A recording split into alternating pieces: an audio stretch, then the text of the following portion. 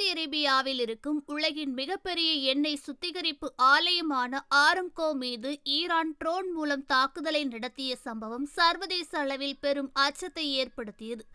Iran மீது கடந்த பிப்ரவரி 28 America தாக்குதலை நடத்தியது. இதில் ஈரானின் ஆட்சியாளர் கமேனி உட்பட 48 முக்கிய தலைவர்கள் கொல்லப்பட்டார்கள். இந்த சம்பவத்தால் உச்சக்கட்ட கோபமடைந்த ஈரான் அமெரிக்கா அதிபர் டிரம்ப் பேச்சுக்கு மறைமுகமாக அழைப்பு விடுத்தும் அதனை ஏற்க மறுத்தது.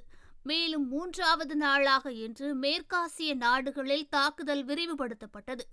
இந்த நிலையில் சவுதி அரேபியாவில் இருக்கும் உலகின் மிகப்பெரிய எண்ணெய் சுத்திகரிப்பு ஆலையான ராஸ் தனுராவில் உள்ள ஆரம்கோ சுத்திகரிப்பு ஆலயத்தின் மீது ட்ரோன் தாக்குதல் நடத்தப்பட்டது.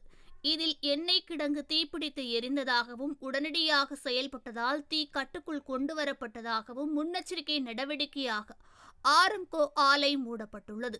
ஏற்கனவே அமெரிக்கா ஈரான் போரினால் கச்சா எண்ணெய் வர்த்தகம் மற்றும் பங்கு சந்தைகள் கடுமையாக பாதித்து வரும் நிலையில் சவுதியில் கச்சா எண்ணெய் சுத்திகரிப்பு ஆலை தாக்கப்பட்டுள்ளது. இதனால் கச்சா எண்ணெய் சந்தை விலையில் புதிய உச்சத்தை தொடுமோ என்று பல முதலீட்டாளர்கள் மத்தியில் அச்சம் எழுந்துள்ளது.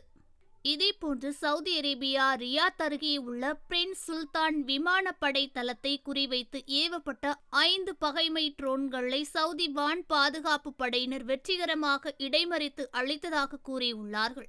பாதுகாப்பு அமைச்சகத்தின் செய்தி தொடர்பாளர் இதனை கூறியுள்ளார். மேலும் அதிர்ஷ்டவசமாக இந்த சம்பவத்தில் உயிர் சேதங்களோ சொத்து சேதங்களோ ஏற்படவில்லை என்றும் பிராந்தியத்தில் நிலவும் பதற்றமற்ற சூழ்நிலைக்கு மத்தியில் சவுதி தனது எல்லைகளையும் முக்கியமான இடங்களையும் பாதுகாக்க முழுமையான தயார் நிலையில் உள்ளதாக கூறியுள்ளது.